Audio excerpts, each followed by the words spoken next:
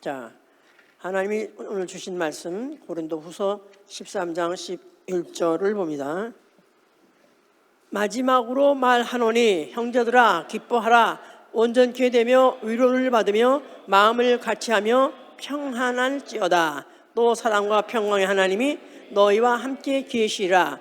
거룩하게 입맞춤으로써 서로 문안하라. 모든 성도가 너희에게 문안하느니라. 아멘. 하나님은 평강의 하나님이시다.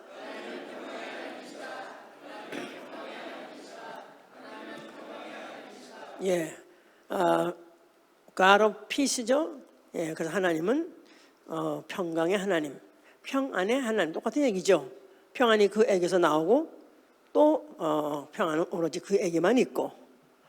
근데 그 평안을 누리는 자, 그 평안을 누리는 자로 아버지 집으로 돌아가게 하신 분입니다. 평안이 아버지 집으로 돌아간다고요. 예, 창세기 15장 13절에 너는 평안이 조상에게로 돌아가 장사될 것이요. 그래서 그 성경에서 말하는 평안을 누리는 사람은 결국 평안하게 아버지 집으로 돌아가는 그런 애들이 여러 가지가 있습니다. 자, 우리 신앙은 나 영혼이 그 평안함에 들어가는 것이라고 시편 116편 7절에 나 영혼이 그 평안함에 들어가는 거예요.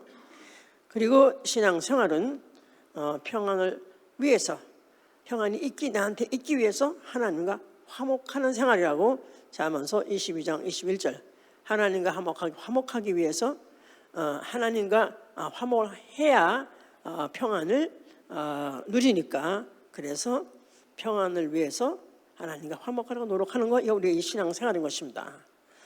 오늘은 이제 평안할지어다 이렇게 지금 제가 제목을 잡았어요. 하여튼 조금 교회에서 요새 조금 많이 불편한 사람들이 또 갑자기 생겨서 어떻게 하면 좀 편안하게 해줄까 해가지고 오늘 평안 설교를 하게 된 거예요. 갑자기 바뀌어가지고 이제. 예. 자, 세상에서는 어떤 축복에 대한 개념과 저주에 대한 개념이 뭐냐면, 세상에서도 평생 편안하게 살다가 그 다음에 편안하게 조상에게 돌아간다. 소위 말해서 편안하게 죽는다 그 말이죠. 그건 이제 최고로 이제 축복이라고 생각해요.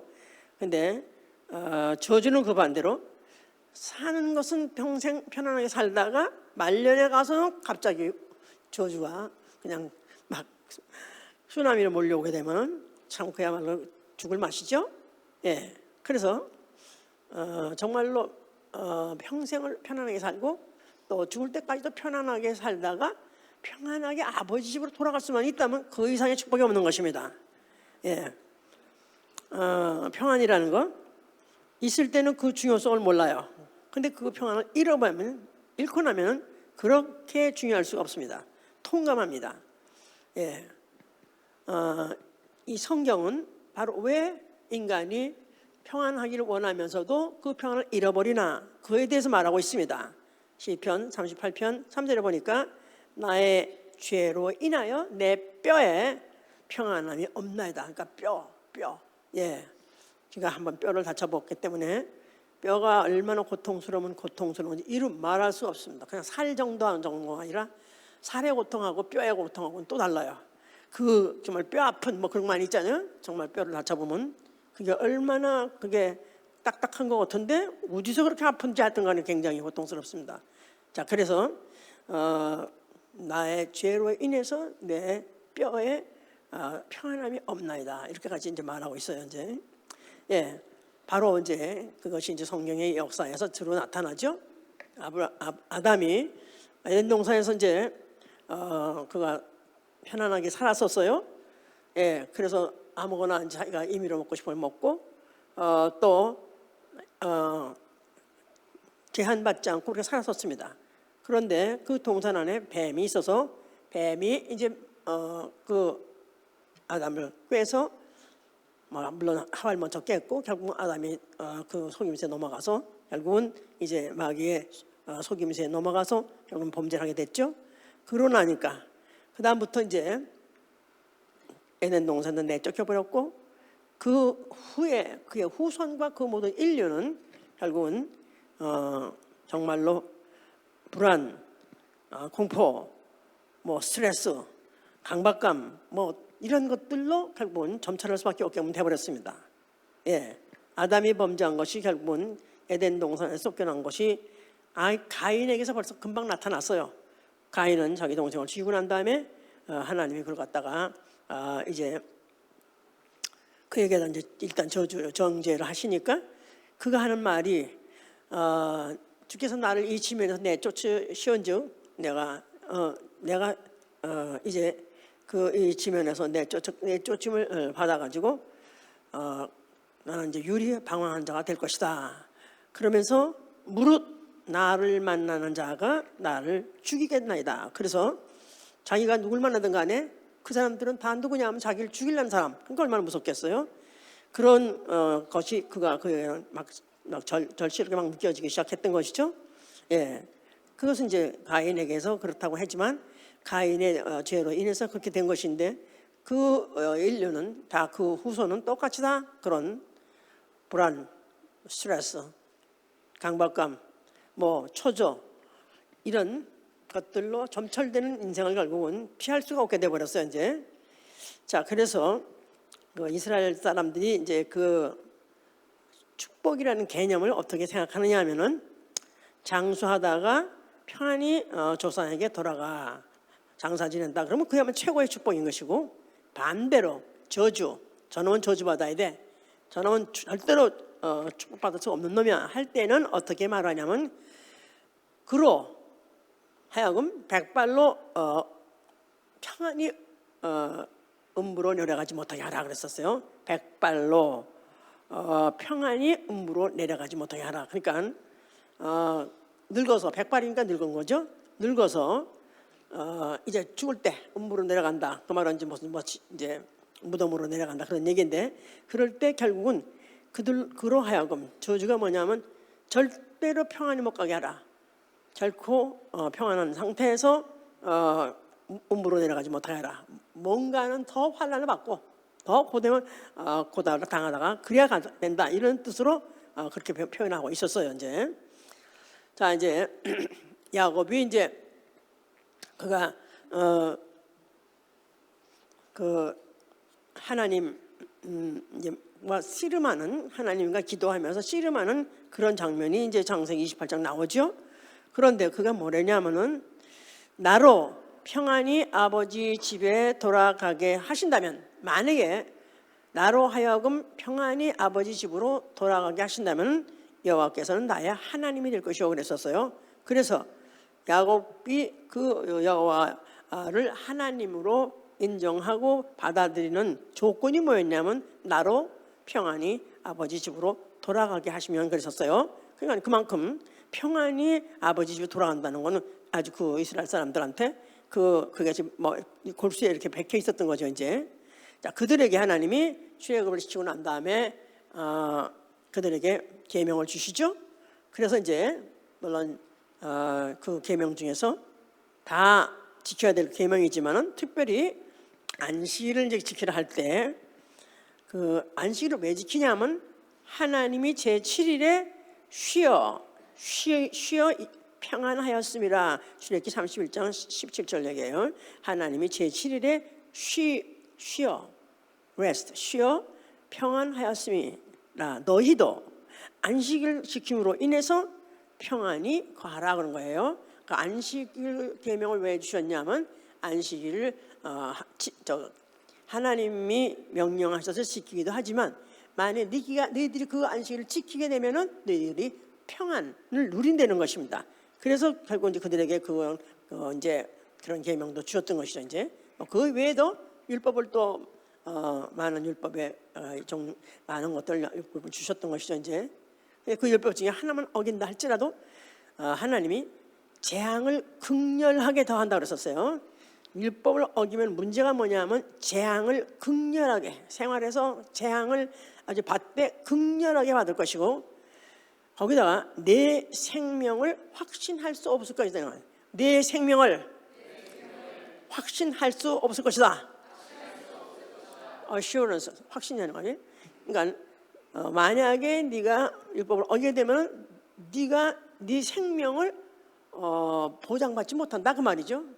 내가 이 생명을 내가 지금 소유하고 있는 게 이게 정말 내 거야? 아니면 언제 뺏길지 모르는 거야? 이런 정도로 생명과 직결을 이제 이렇게 시키는 거죠, 이제. 예.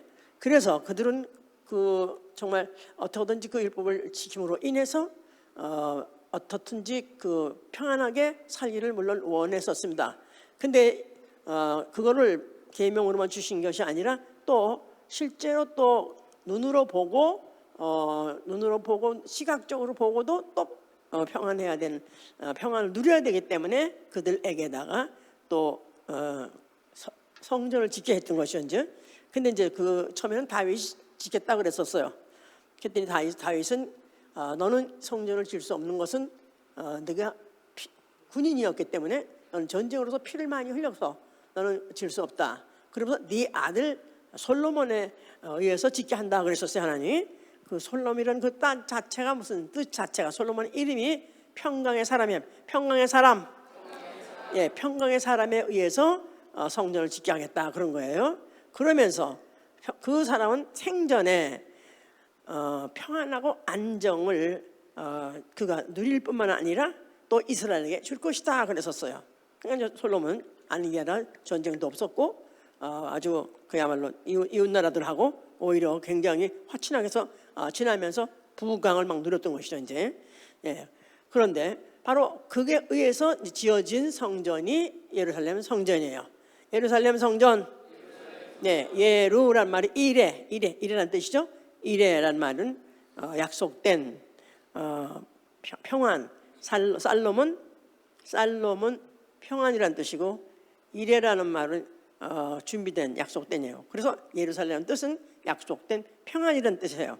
그러니까 예루살렘 성전을 지어 놓으신 것은 하나님이 바로 너희에게 주실 수 있고 너희에게 계명을 지키고 네가 만약에 그 말 뜻대로 살면은 너에게 주시려고 하는 게 뭐냐면 약속된 평화다 그 말이죠. 예, 약속된 평화. 예, 그런데 이스라엘이 그런 성전을 가운데 두고 중심해서 그렇게 살면서도 불구하고 그들이 결국은 타락을 해버리고 그것 때문에 결국은 그들이 망조가 들고 망할 수밖에 없었던 것은 그들은 그 예루살렘 성전이란 말로 그야말로 이름하고 다르고 그 이름하고 달리 그렇게 전쟁이 많은 곳이 많은 전쟁이 쉴 새가 없을 정도로 전쟁이 있었던 것이죠. 근데 왜 예루살렘 성전이 이 약속된 평화인데 왜 이렇게 전쟁이 많았을까? 그건 그들이 타락을 해서 그랬던 거예요. 그들은 그냥 거기다 예루살렘 성전 안에다가 산당을 짓고 또 무슨 태양상을 세우기도 하고 주상을 세우기도 하고 그러니까 할 수 없는 일 예루살렘 성전에다가 둘 수 없는 것들을 둠으로 인해서 그들이 결국은 그렇게 망조가 들게 된 것이죠. 자, 이래서 주권도 잃고 그들은 많은 그 동족들도 많이 죽고 그러나 이제 또 언젠가는 또 그래도 이 성전이 예루살렘 성전이 있으니까 언젠가는 또 우리에게 또 편안한 시대를 주실 것이다 하는 기대를 가지고 그들은 그 주위에서 살고 있었던 때요. 그럴 때 바로 예수 그리스도가 오신 거죠. 자, 예수께서 뭐라고 말씀하셨어요? 자, 너희가 할라.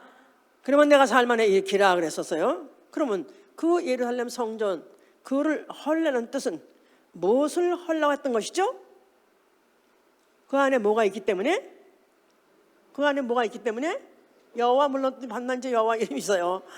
이게 진짜 우리 교회에서는 여호와가 이름을 너무 박대해서 미안하지만 더 큰 이름, 새 이름이 오기 때문에 할 수 없이 이제 사라질 때가 된 거죠, 이제. 예? 그래서 헐라 뭐를 주시려고 성전이 성전된 자기 육체가 죽었다가 다시 부활할 때 살아날 때 약속된 평화가 아니라 이제는 내가 나의 평안을 너에게 주노라 그랬었어요. 예수님이 요한복음 14장 27절에 내가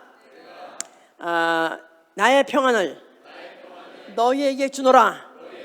이제는 예루살렘 성전에서 율법을 지키면서 제사를 지킬 때 그때 주는 평안이 아니라 이제는 내가 왔으니 내가 주겠다 그 말이죠.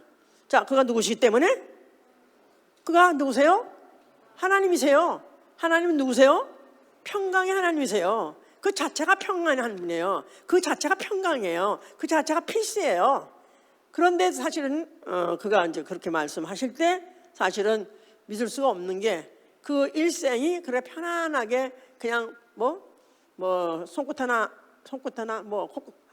건드리지 움직이지 않고 그렇게 편안하게 그렇게 사신 분이 아니었었고, 그는 그냥 노동자 같이 그렇게 살던 분이요. 그뿐이 아니라 이단이라고 몰리고 그러면서 그가 심지어는 어떤 때는 하여튼 덮어놓고 또 임금 또 세우려 하면 도망도 가시고 이런 식으로 해서 사실 그렇게 그는 자체가 편안한 분이 아니에요. 그런데 그가 인자로 오셨을 때 물론 그의 본질은 평강 자체예요. 그런데 그는 man of sorrow, 그래서 슬픔의 하나예요. 슬픔을 갖고 오신 분이에요. 그러니까 그는 그렇게 남이 보기에 외모적으로 그렇게 평안을 줄 수 있는 것 같지 않은데도 그는 내가 내 평안을 너에게 주노라 그런 거예요. 나의 평안을 너에게 주노라.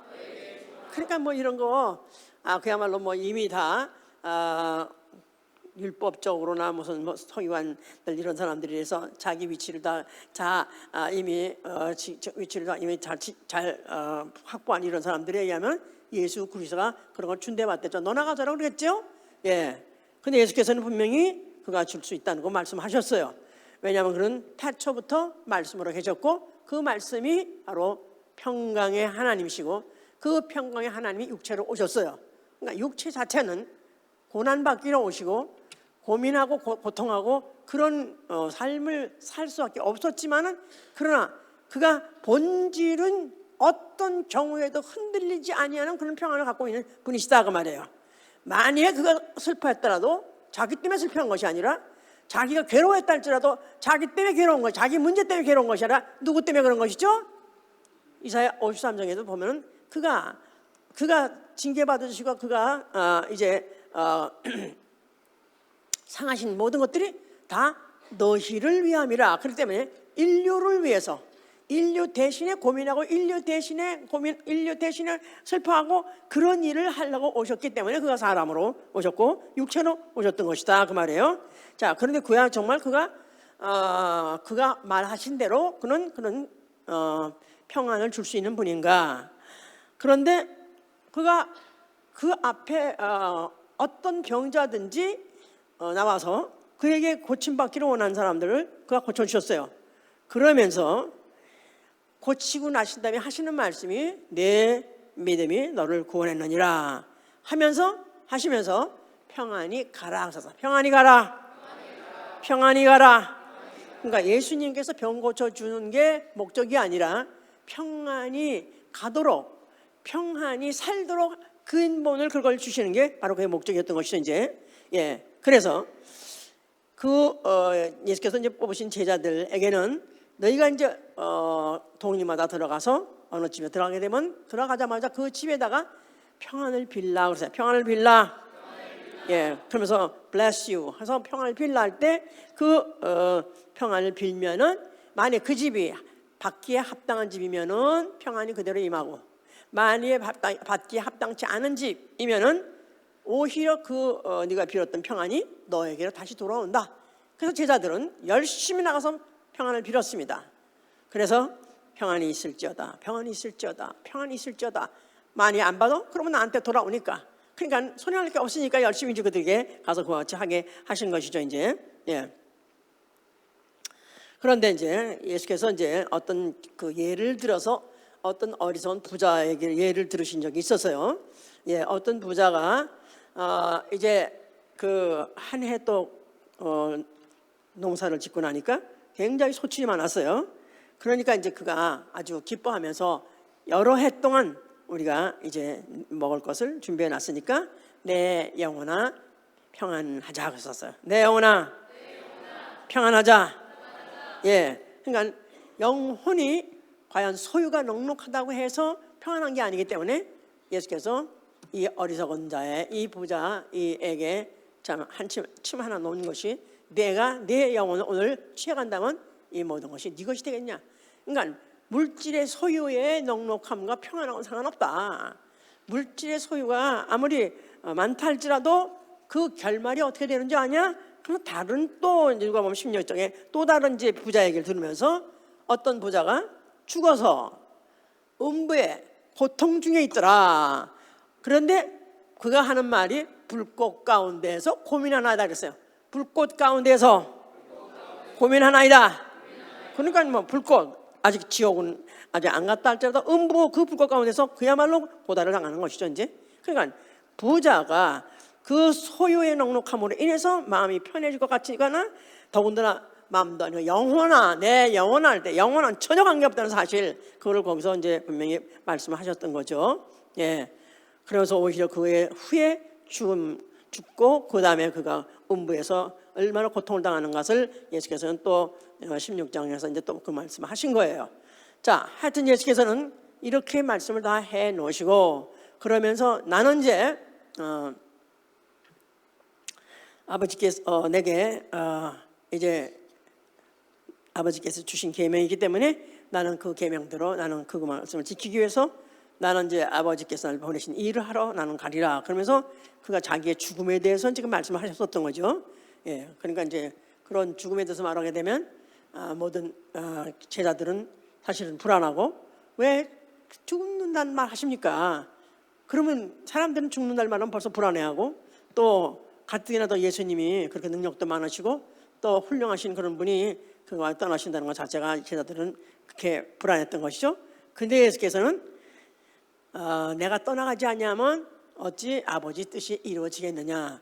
나는 분명히 내가 온 것은 내가 아버지 계명대로 나는 지키려고 온 것이고 그 계명은 바로 내가 아버지 뜻대로 죽는 것이다. 그래서 이제 요한복음 10장 18절에도 내가 나에게는 죽을 권리도 있고 살 권리도 있으니 그건 아버지께 받은 계명이라 그런 것이죠. 이제 예, 예수께서는 이제 결국은 그가 이래저래서 결국은 제자들도 또 예수에 대해서 흥미를 느끼지 않고 더 이상 이제는 예수 알아봐야 되냐 봤자 별거 없겠다 하는 그런 제자 중에서 하나가 반론하고 그리고 결국은 팔렸고 예수께서는 결국 죽게 됐습니다. 그가 죽으시면서 뭐라고 말씀하셨어요? 예, 그가 다 이뤘다 하신 것은 바로 아버지의 계명대로 다 죽으셨는데 그걸 이제 잠언 1장 33절에는 이렇게 기록하고 있습니다. 나 영혼이 안연히 편안히 살기 위해서. 그래서 자기 영혼이 영원히 안연히 편안하게 살기 위해서 나는 죽는다 그러셨어요.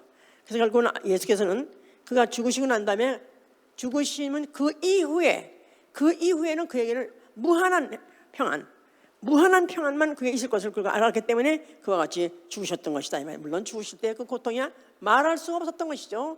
예, 육체적인 고통 말할 것도 없고 거기다가 가진 치욕을 다 당했기 때문에 그야말로 심령으로도 얼마나 사실은 괴로움이 이루 말할 수가 없었습니다. 근데 이 잠깐의 이것만 끝나면 그 다음엔 무한한 평안이 있을 것을 그는 믿기 때문에 그래서 그 일을 마쳤고 그리고 나서 아버지여 내 영혼을 받아주시옵소서 그런 거예요. 그래서 결국은 아버지께서 그 영혼을 받으셨습니다. 자, 그런 와중에서 죄의 원흉 바로 죄의 원흉은 바로 죄로 인하여 인간들에게 평안을 박살낸 평안 자체를 깨버린 바로 그 마귀를 심판하신 것이고 그리고 그가 그 목숨을 인류를 위해서 화목제로 내주신 거죠. 하나님하고 인류하고 죄 때문에 등을 돌렸었는데 그가 바로 그 목숨을 내놓으심으로 인해서 그 인류와 하나님 사이에 화목제물이 되어버렸어요. 예, 그리고 그가 이제 죽으실 때 흘린 그 흘린 피는 앞으로 믿는 자에게 생명과 평안이 되게 하셨어요. 로마서 8장 6절입니다. 생명과 평안. 예, 그러니까 생명과 평안. 그러니까 그 피를 받아들인 사람에게는 생명이 있고요. 생명이 있으면 당연히 평안은 따라오는 것이다 이 말이야. 생명과 평안. 그러니까 만약에 우리가 예수 믿으면 우리가 뭐를 얻는가? 뭐를 얻는가? 한몫 잡는다? 이런 기복신앙 또 하여튼 요새 그런 기복신앙 정도가 아니죠. 하여튼 그런 사람들은 하여튼 예수 믿으면 한몫을 잡으려고 하는데 그게 지금 이 성경은 분명하게 생명과 평안 그 이상도 이하도 아니다 이 말이야. 예수의 피 있으면 아멘 하세요. 내 안에 뭐가 있는 거죠? 생명과 평안이 있는 거예요. 그럼 그것밖에 없는 거예요? 만사형통 없는 거예요? 생명과 평안이 있으면 그러면 만사형통이죠. 그냥 만사형통이 말이 뭐 잘 된다 그냥 들어가도 잘 되고 나가도 잘 되고 자빠져도 코가 깨지는 게 아니지 참. 그래서 그런 걸 준다가 아니라 어떤 경우에도 흔들리지 않는 깨지지 않는 그런 생명과 평안을 갖게 된다고 말이에요. 아멘입니까? 우리는 다 예수의 피를 받아들였어요. 아멘? 그러므로 인해서 우리는 지금 내 안에 생명이 있고 평안이 있습니다. 할렐루야. 그 일을 다 마치시고 그는 아버지 집으로 올라가셨어요. 그야말로 평안한 가운데 아버지 집으로 돌아가신 것입니다. 그야말로 그는 그 평안을 그가 자기를 인해서는 고민하거나 걱정하거나 속을 쎄본 적 하나도 없지만은 그러나 인류를 위해서는 그가 고민도 하고 슬퍼하고 했었어 했다 할지라도 이 모든 것들은 결국은 인류를 대신해서 고통받으신 것이고 그리고 그는 그것을 갖다 그가 쓴 잔을 자기 몸에다가 쓴 잔을 마심으로 인해서 이 사망과 불안 초조 이런 것들로 인류가 당하고 있었었는데 이거를 그가 이제 죽으심으로 인해서 죽으실 때 그걸 받아들여서 마시심으로 인해서 인류에게서부터 그 잔을 뺏어 가신 것이다 그 말이에요. 근데 굳이 그걸 믿지 않으면 그것도 또 효과가 없지만은 하여튼 예수께서는 그와 같이 그 일을 다 마치셔서 하셨다 그 말이에요. 자, 그가 몇 날이 못 되어서 성령을 보내셨습니다. 성령 받으셔서 아멘 하세요. 자, 성령은 믿는 자 속에 들어가셔서 믿는 자에 오셔서 생각과 마음을 주장하세요. 생각과 마음. 결국 생각과 마음에다가 예수 그리스도의 평안을 채우시는 분이다 이 말이에요. 성령 받으셔서 아멘 하세요. 그런데도 지금도 계속해서 불안하고 초조하고 막 그냥 공포에 찔리고 그렇다면 문제 있는 거예요. 만약에 내가 성령을 받았다면은 생각과 마음에 넘치도록 예수의 평안이 차고 넘친다 그 말이에요. 그러니까 로마서 8장 6절엔 그렇게 말하고 있어요. 육신의 생각은 사망이요 영의 생각은 생명과 평안이라고 그랬었어요. 육신의 생각은 사망이요 영의 생각은 생명과 평안이니라. 성령이 오신 것은 육신의 생각에 머물러서 사망에 잡히고 또 사망의 그 공포와 두려움과 초조 이런 것들을 그대로 가지고 있지 않도록 영의 생각을 바꿔주시고 영에다가 생명과 평안을 주심으로 해서 예수께서 누리시는 그 평안을 우리로 하여금 누리게 하신 것이다 이 말이죠. 그래서 육신의 생각 물론 육체적, 정욕적 이런 것도 육신의 생각이지만요 육신의 생각이라는 것은 물리적인 거 아니면 과학적인 거 또 논리적인 거 아니면 합리적인 거 이 모든 것도 다 결국 육신의 생각이에요. 육체가 살아오면서 체험했던 거 육체가 살아오면서 느꼈던 이런 것들을 그대로 생각을 하면 결국은 그 끝은 사망밖에 없다는 거예요. 그러나 영의 생각은 생명과 평안이다. 그래서 만약에 우리가 육체적이요 정욕적이요 나아가서는 내 생각이 물리적이고 과학적이고 합리적인데 만약 묶여 있으면 결국은 그 결론은 사망밖에 없다 이거예요. 그러니까 지나치게 논리적이고 이론적이고 합리적이고 이런 것을 예수 안에서는 깨져버려야 돼요. 예수 안에서 깨져버려야 결국은 우리에게는 생명과 평안이 있는 것이다 이 말이에요. 그러니까 영적인 생각, 영의 사람은 영의 생각을 한다고 했잖아요. 영의 생각은 생명과 평안이다. 영적인 생각은 오로지 뭐만 생각하죠? 예수 이름만 생각하고, 예수 하신 일만 생각하고, 예수 말씀 진리만 생각하고, 예수 이름으로 하신 약속을 생각해요. 그러니까 항상 이 영혼 안에 생명과 평안이 넘친다 그 말이에요. 아멘, 할렐루야. 예. 자, 그리스도인은 첫째, 주의 법을 사랑하는 자.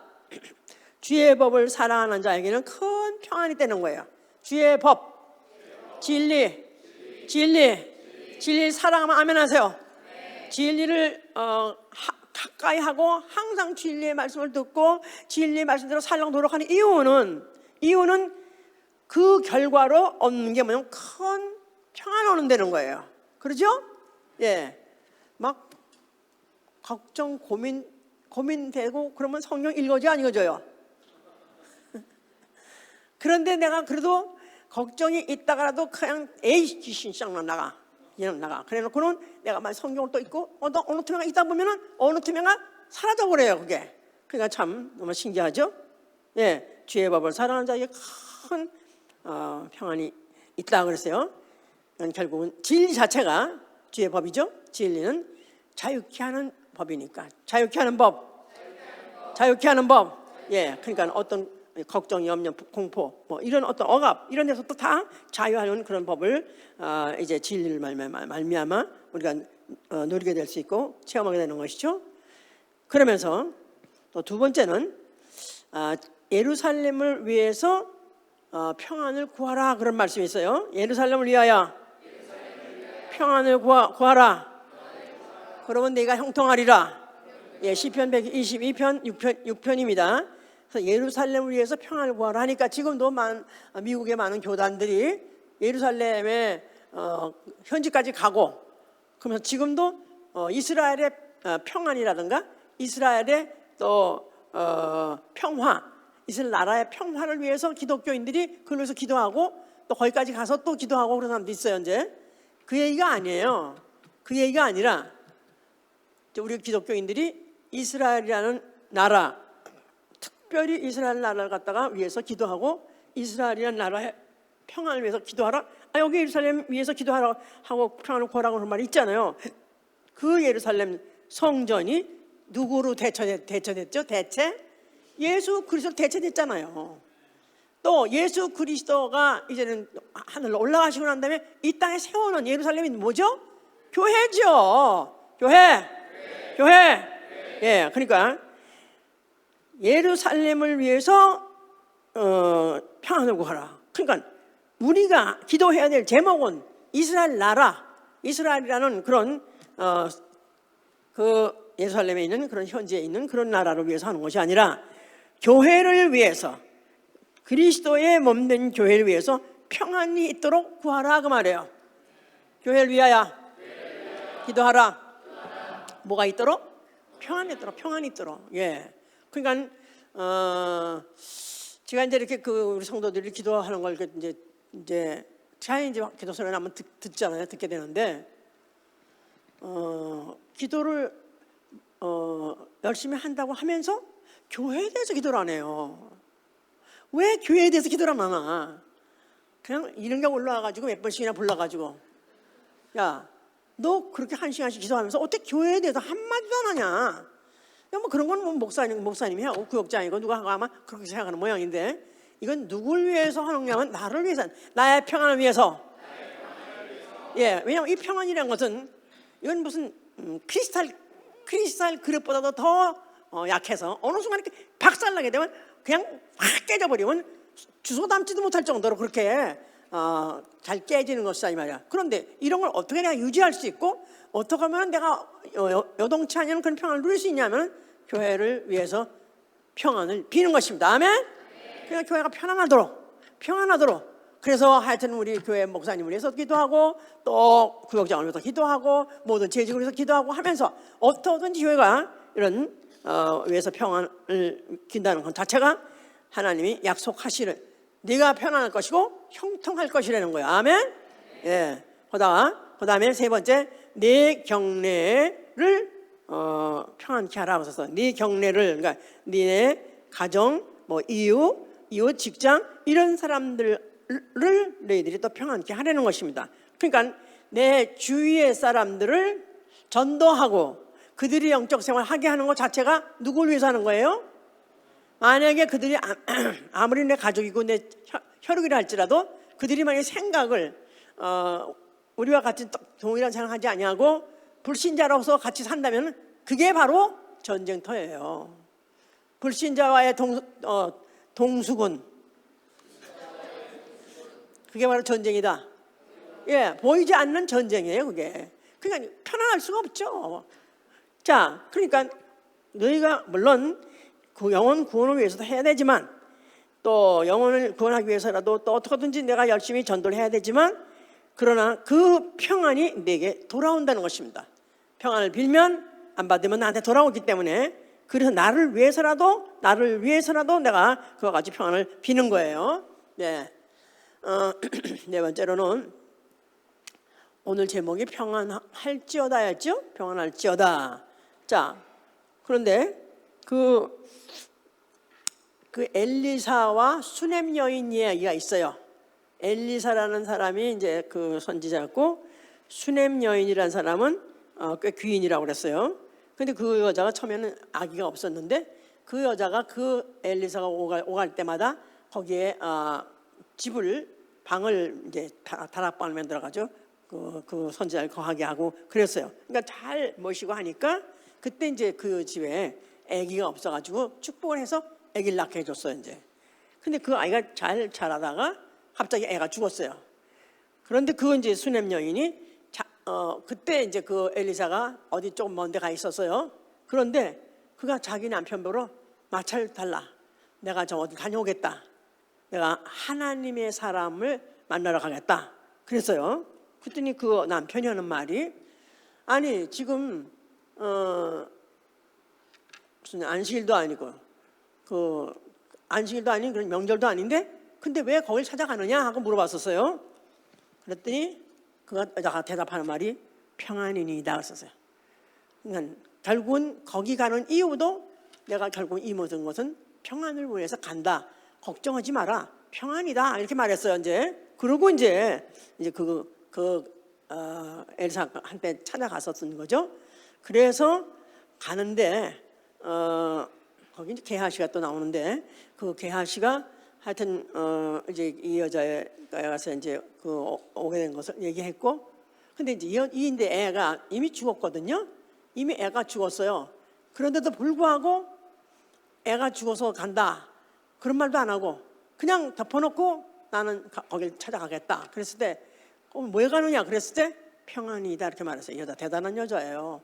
그리고는 그 다음에 그가 다시 이제 돌아와서 오면서도 그가 물어보면서 평안하뇨 물어보면 그냥 다 평안하다고 말하는 거예요. 그러니까 이 여자는 벌써 자기가 선지자를 만날 수 있다, 선지자를 가까이 할 수 있다는 자체가 자기한테 이미 평안이 보장돼 있다고 생각하는 거예요. 그래서 거기를 찾아갔고, 그러면서 아직까지 애는 죽었는데도 불구하고 평안이냐 물어보니까 아이고 애가 죽었어요 그러지 않고 평안이냐 그랬어요. 평안하뇨? 평안. 남편이 평안하뇨? 평안합니다. 아들이 평안하뇨? 평안합니다. 평안하다고. 근데 이 사람은 결국은 아예 자기가 원하는 게 평안을 원했어요. 그랬는데 결국은 이제 저 선지자를 만나서 결국 선지자한테 이제 나중에 단둘이 있었을 때 내가 언제 애를 달라고 그랬냐, 당신이 줬지 않았냐, 근데 애가 좀 죽었다. 그랬더니 그 선지자가 결국 이제 하여튼 뭐 와가지고 그래서 결국 이제 그 아이를 갖다가 다시 죽은 아이를 살려준 경우가 있었어요. 근데 이제 이 사람한테 배울 게 뭐냐면은 아예 이 말 자체가 부정적인 게 없는 거예요. 평안하뇨? 평안하니이다. 어디 내가 왜 가느냐? 거기 뭐 하러 가느냐? 그런데도 불구하고 평안하니다 하고, 또 애가 이미 죽었는데도 불구하고 평안하냐니까 그냥 평안하다는 거예요. 그러니까 대단한 거죠, 이제. 예, 정말 이 평안이라는 것은 정말 내가 어떤 대상을 만드냐에 따라서 이미 나는 확보한 것이다 이 말이에요. 아멘? 이미 확보했어요. 그렇다면 현재 상황이 어떠할지라도 나는 평안을 누릴 수 있는 거예요. 내가 평안을 나한테 빌어줄 수 있는 사람을 가까이 할 수 있다는 것, 만날 수 있다는 것 자체가 이미 평안을 확보한 것이기 때문에 상황이 안 바뀌었다 할지라도 전혀 변함없이 그대로 평안이라고 말했었어요. 한번 서로 얘기해 보세요. 평안하뇨? 해보세요. 한 사람은 평안하뇨? 아유, 그래서 어떻게 지내세요? 에이, 그냥 재수없이 그냥 막 에이, 그냥 오늘부터 가지 마. 이거 해도 저도 안 되고 항상 걱정투성이야. 이거는 성서적이 아니다 이 말이에요. 믿음의 사람은 항상 우리는 언제든지 가서 내 사정을 아뢰 수 있고 해결 볼 수 있는 누가 있어요? 예수와 이름이 있잖아요. 아멘. 그렇다면은 나는 이미 평안한 거예요. 나는 평안하다. 그러니까 이미 평안을 확보한 사람이래야 평안이 임한다 그 말이에요. 그 여자는, 그 수냄 여인은 이미 벌써 죽었어도 평안하다 그러고, 또 남편이 어디 가냐고 그래도 평안이다 그러고, 그렇게 평안을 그가 인정하고 그 이상 그걸 갖다 시인하고 하더니 아닌 게 아니라 죽은 아들까지 다시 살려냈어요. 그래서 우리는 항상 내가 어떤 걱정이든지 무슨 고민이든지 생긴다 할지라도, 누가 혹시 요새 그래 걱정 뭐거리 많이 어디 있으세요? 그럼 어떡하라고 대답을? 평안합니다. 할렐루야, 평안합니다. 아멘, 할렐루야. 예, 그래서 어떻든지 우리가 하나님이 우리에게 주시고자 싶었던 그 평강, 예수 그리스도가 그 몸을 찢고 죽으시면서 그 피를 흘려주시고 그 피와 함께 생명과 평안을 주신 이 평안을 누리시는 여러분 되시길 예정으로 축원합니다. 내 영혼아 평안할지어다. 내 영혼아 평안할지어다. 내 영혼아 평안할지어다. 아침에 딱 일어나자마자 나는 오늘도 찾아갈 사람이 있어요. 필요할 때마다 난 가서 하소연할 수 있고 문제 해결할 사람 할 이가 있어요. 예수아가 있어요. 그렇다면 나는 내 영혼아 평안할지어다. 확보하시기를 예수로 축원합니다. 할렐루야. 요새 사면을 돌아봐도 평안한 곳이 없습니다. 어느 한순간에만 조금만 생각을 내가 헛들리면 다 와르르 무너져버릴 그런 불안한 그런 것들만 쌓여 있습니다. 그럴 때 내 영혼 안에 있는 평안은 아무도 뺏어갈 수 없는, 아무도 넘보지 못하고 아무도 흔들리지 못하는 이 평안 간직하게 하여 주시옵소서. 기도합니다.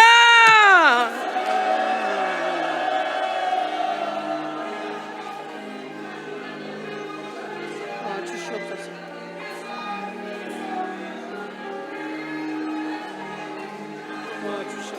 내 영혼의 깊이 깊은 데서 맑은